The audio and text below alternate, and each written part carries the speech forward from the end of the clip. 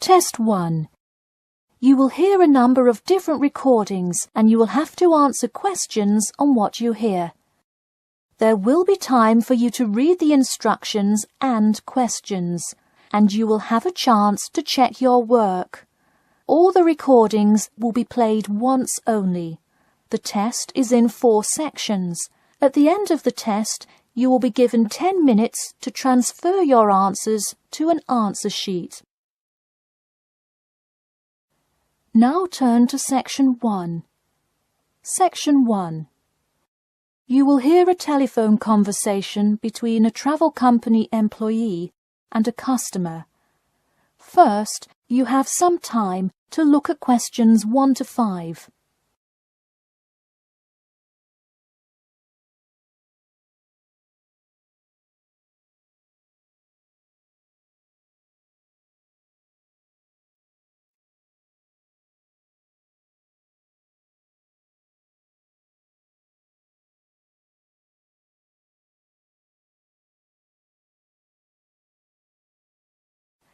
You will see that there is an example which has been done for you. On this occasion only, the conversation relating to this will be played first. Hello? Hi, good morning. This is Talia from Parrot Bay Travel Agency. Is Robert Goddard there? Yes, speaking. The man says that he is Robert Goddard. So, Robert Goddard has been written in the space. Now we shall begin. You should answer the questions as you listen, because you will not hear the recording a second time. Listen carefully and answer questions 1 to 5. Hello? Hi, good morning. This is Talia from Parrot Bay Travel Agency. Is Robert Goddard there? Yes, speaking. I'm so sorry that I made such an early phone call, and I'm calling to ask a few questions about your most recent vacation. Could I have 5 minutes of your time? Sure thing. Great, thanks. Now, I see here that you visited Melbourne. Was this your first visit to Melbourne? No, I have actually been there twice before. I see. Now, what would you say was your favourite part about Melbourne? Well, I did like seeing the exotic wildlife, and there are great sights to see, but I have to say I was most impressed by the amazing weather. Yeah, the weather there is amazing. Which of the sites listed as part of our official tour did you see? And of those, which was your favourite? First I saw the theatre, which was beautifully designed. It was not nearly as cool as the town hall, though. The building is a huge part of Melbourne's history. Definitely my favourite. I saw the aquarium too, but wasn't too impressed. I see. Yes, people often have great reviews of Town Hall. Now, I would like to ask you about your dining experience. Did you enjoy the food there? Absolutely, I loved it. I'm glad to hear it. Could you tell me a little bit about what you most enjoyed about the food? Being such an international city, I loved the variety. I could find any type of food I wanted, whether I wanted seafood, burgers, or anything else. You name it, and they had it. Did you drive to Melbourne? No, I flew. I thought about going by train, but in the interest of time, I decided to go by plane. Right, I see. Before you hear the rest of the conversation, you have some time to look at questions 6 to 10.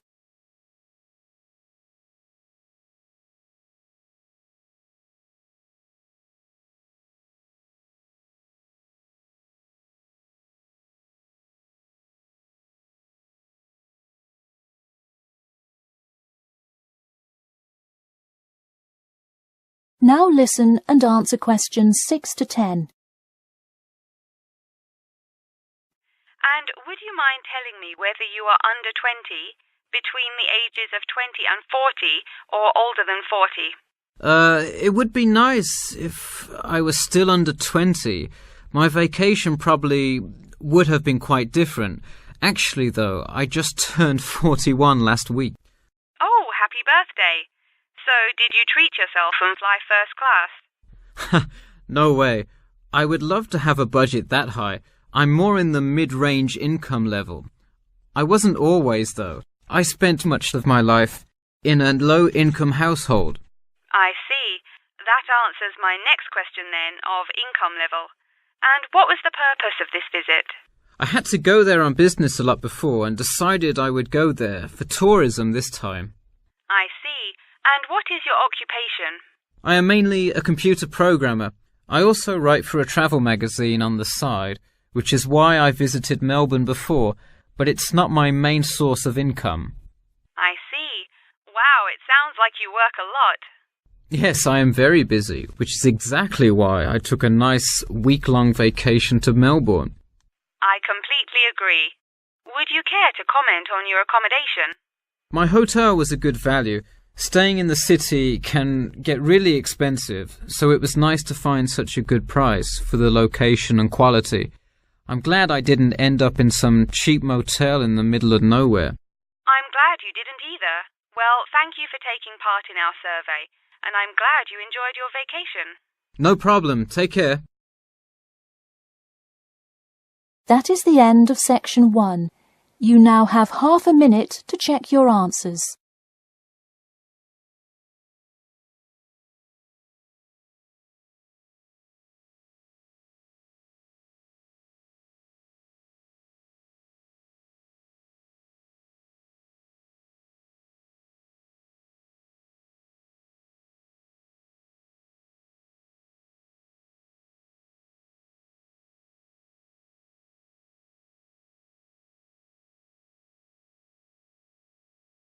Now turn to section 2. Section 2. You will hear a talk about the main points of interest and the improvements made in the area. First, you have some time to look at questions 11 to 15.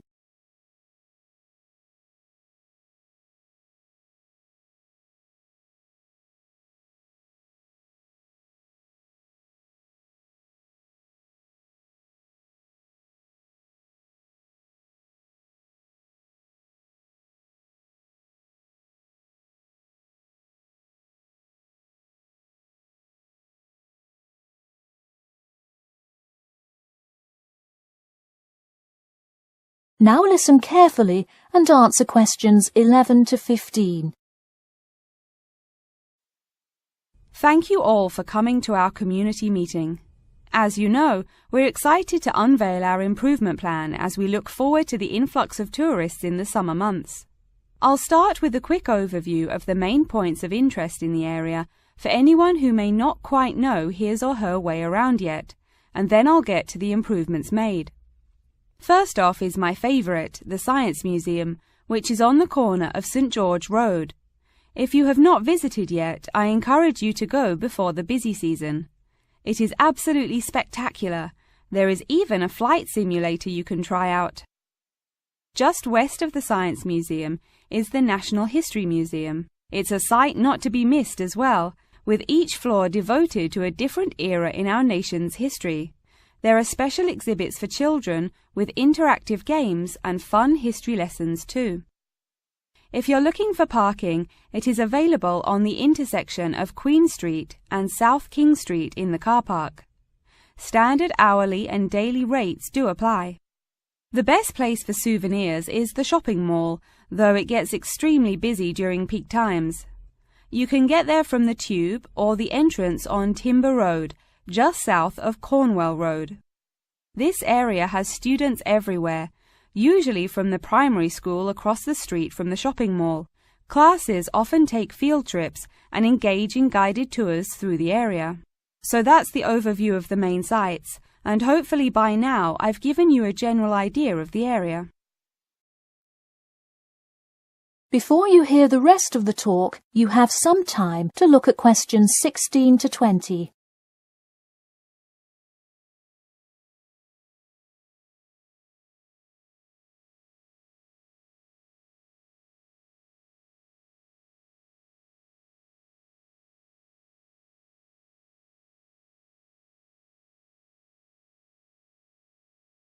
Now listen and answer questions 16 to 20. Now I'm going to outline the improvements we have made in our efforts to make the experience even better for each and every one of our visitors. You probably noticed when you first drove into the car park this morning that there is now additional signage to help avoid confusion. The directions were not entirely clear at first, so we have increased the number of one-way signs indicating the correct direction of traffic flow. Not far from there, in line with our mission of giving back to the community, we constructed a brand new playground for the primary school. It is really something to be excited for. The equipment is state-of-the-art and includes swings, a small climbing wall, and even an obstacle course. Now we'll head north and take a look at the Science Museum. In response to our feedback from past visitors to the museum, there is now free information available outlining not only upcoming IMAX showings, but also natural wonders like meteor showers, eclipses, and other cool natural events. The Science Museum isn't the only museum improving the experience of its visitors. The National History Museum has added an entire new wing to its facility to accommodate the large crowds of people gathering to see the Civil War exhibit, Inventions Timeline exhibit, and other wonderful sections of the museum. The increase in space will definitely give a more calm, comfortable experience for visitors. And finally, remember when there was actually a line at the mall entrance from the tube station? It was terrible trying to get anywhere from the tube because foot traffic got so backed up sometimes. We have addressed that by adding another entry point into the mall from the other end of the platform to disperse the crowd. So those are the major improvements we have made. Clearly, having too many people that want to visit and enjoy what our community has to offer the public is a good problem to have, and I am confident that we have made the changes necessary to accommodate the growing interest in the area. As always, we welcome any questions, comments, or concerns about the new improvement plan. In a few minutes, I will open up the floor for questions, but you can also contact me or any other board member by email or through the city website. Thank you for coming, and I now encourage you to stay for the questions and answers panel occurring between now and 10:30. That is the end of section 2. You now have half a minute to check your answers.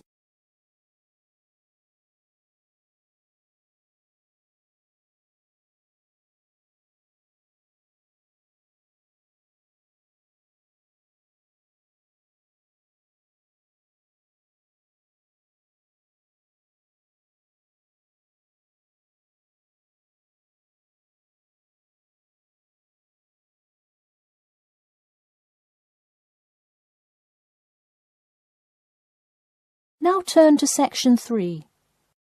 Section 3. You will hear two students called Jane and Mark talking to their tutor about the project assignments for their senior thesis. First, you have some time to look at questions 21 to 23.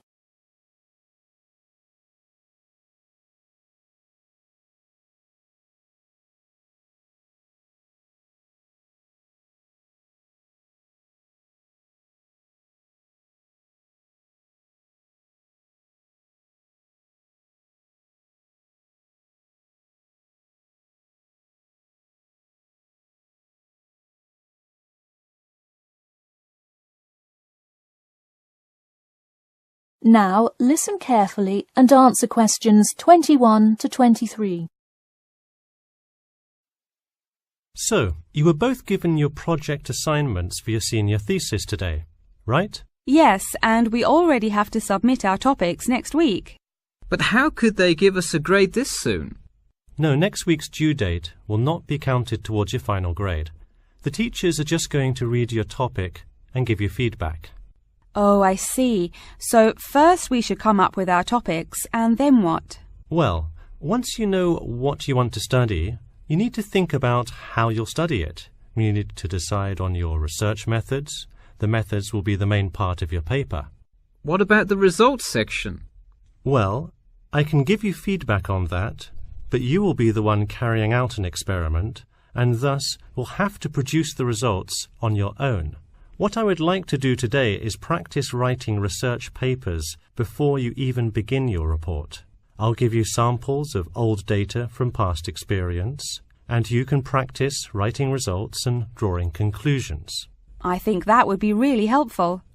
Yeah, it sounds like a lot of extra work, but I'm sure it would make our actual project easier. You're exactly right. So let's get started. First, let's try this simple experiment on fruit flies. Read the information and then take 25 minutes to summarize a results and conclusion section. That's really important. Pay attention to the time limit. Okay, does it still have to be 6,000 words? No, don't worry about that. What if we get off topic? I wouldn't worry too much. You'll have so much information to write about that it should be easy to stay on topic. Before you hear the rest of the talk, you have some time to look at questions 24 to 30.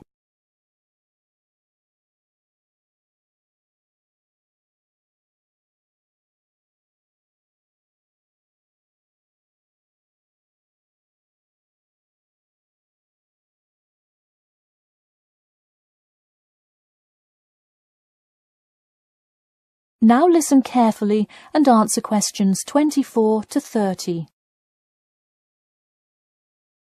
But what about other sources? Well, for this assignment, you can use the one from your textbook.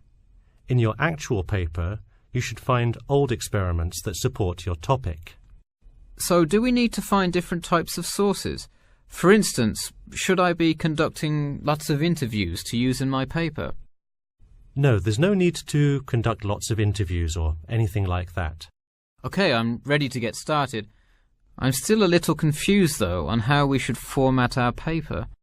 Don't worry about it for now, but on your final paper, make sure to pay attention to the format. It should follow the guidelines exactly. Oh man, I'm starting to understand why they give us all semester to do this. Are there any other small details like that we should know about? Not a whole lot. Make sure you provide 2 copies. One for your teacher, of course, but one for yourself as well. And of course, you know the due date, right? It's April the 11th, right? What? No, it's May 11th, right? Yes. The due date is May 11. Write it down. Oh wow, yeah, I need to note it. Also, I'm having trouble finding information on my topic. What if I can't find enough good sources? It's all right to change your topic. Just make sure to do it before the beginning of April. Oh really? Wow, I'm definitely going to change it then. Just make sure to write a note to your teacher letting him or her know. Okay, so getting back to writing this sample paper, where do we start? Should I just explain the experiment and what happened? Well, you need to start with your hypothesis, what you think will happen, and then describe your procedure. Then you can write up the results and your conclusions. Oh boy, I don't know if I can handle any more instructions. That is the end of section 3. You now have half a minute to check your answers.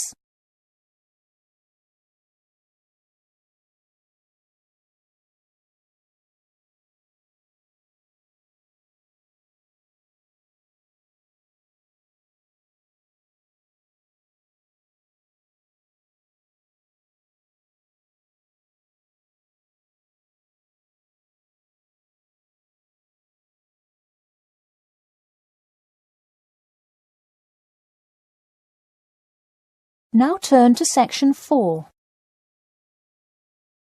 Section 4. You will hear part of a lecture about factors you should consider when creating advertising materials and the effects they can have on your product sales. First, you have some time to look at questions 31 to 40.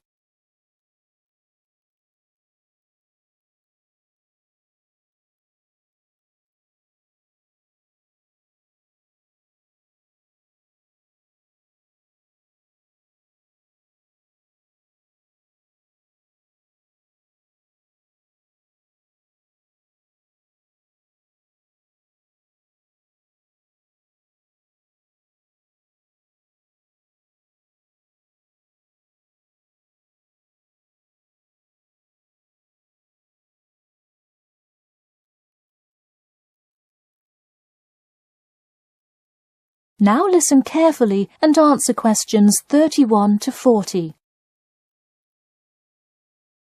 Hello class, and welcome back to Marketing Strategies. This week I will expand upon last week's lecture by talking about factors you should consider when creating advertising materials and the effects they can have on your product sales. Lesson 1. Limit your advertising to the geographic area of your target market. Though you may have a product that people want in a large area, the distance that customers are willing to travel is a significant factor in their choice of where to purchase that product. Take this example. If you're really hungry and decide you want a burrito, would you choose the restaurant that is a block from your apartment, or the one that is just as good, or even slightly better, across town? Of course, you'd pick the closer restaurant. Next, there's the method of communication to your target market. How do you decide among radio ads, TV commercials, flyers, or even word of mouth? While we often think of the visual presentation of ads, there's much more to advertising than the look. Studies show that consumers are much more likely to remember advertising slogans if there's also a sound plate. Did you know that your sense of smell is closely linked with memory? Think about Mandy's candy store up the road. Every time you walk past it, you can just smell the chocolate, right? I bet you can almost smell it now. Just mentioning the name brings about the smell memory and, in turn, a chocolate craving. What better way to sell chocolate bars? Obviously, sometimes appealing to the senses isn't the most practical way to advertise. For example, it's a good idea to come up with a marketing strategy that adapts to the product, especially digital products. The flexibility of this kind of products is extremely important, so it's very common for advertisers to form one single layout for all of their ads, the visual, the medium, even the majority of the content, and simply update the ad each time they come out with a new version. Remember, advertising is all about stirring up the right feeling in your potential customers, whether by stimulating the senses, appealing to the intellect, and so on. Once the customer experiences the ad, the important thing is his or her reaction. Someone could love the ad you made, but unless he or she considers buying the product, you've failed to get the reaction you were looking for.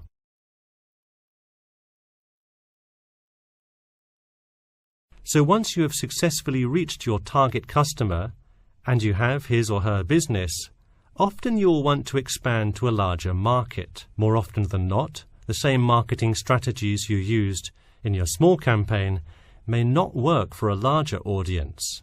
The larger you scale your product, the more factors you must consider. For instance, Apple operates worldwide, so they must tailor their advertising for each market they enter. Often you'll see Apple ads on international flights that appear not only in English, which is the lingua franca of most regions, but also in the native languages of the majority of passengers. I travelled to Russia last week, and it was really interesting to see the same Nike ad that I've seen 100 times, except this time it was in Russian. Okay, going back to the medium of the advertisement, even after choosing to create print ads instead of radio announcements, television commercials, etc., there is more to consider. If you print your ad in a newspaper, it will be read by a far different audience than if you print your ad in a popular magazine. Would you put an ad for the new Justin Bieber album in a newspaper? Probably not, because that product is most suitable for youths. Let's face it, do you know anyone under the age of 25 that buys a newspaper? No. Now let's try a few strategy exercises. Imagine you're a company that is aiming to improve the environment by making products that reduce human waste. How would you advertise your product? Clearly it would send the wrong message if you put up flyers or other materials that cause lots of waste paper. Consider instead putting commercials on the Health Channel or buying ad space on websites like UNESCO. Or here's another example. What is one great place to advertise suntan lotion? How about a swimming pool? It has the exact group of people that need the product. All right, one last thing. Let's say you're filming a commercial for a water filter pitcher. What would be good scenery to use for the background? Think about somewhere calm and relaxing with clean, fresh water. Can't you see how much more effective a commercial with the beautiful scenery and flowing rivers of a national park would be than, say, water dripping from a tap? So to wrap things up today, think about the geography of your target market, the type of marketing material you should use, and the most effective way to appeal to the customer in order to make a successful ad campaign. That is all I have for you today. Make sure to read through Chapter 8 for Monday if you have not done so already. Okay, now I'd be happy to answer any questions you may have. That is the end of Section 4. You now have half a minute to check your answers.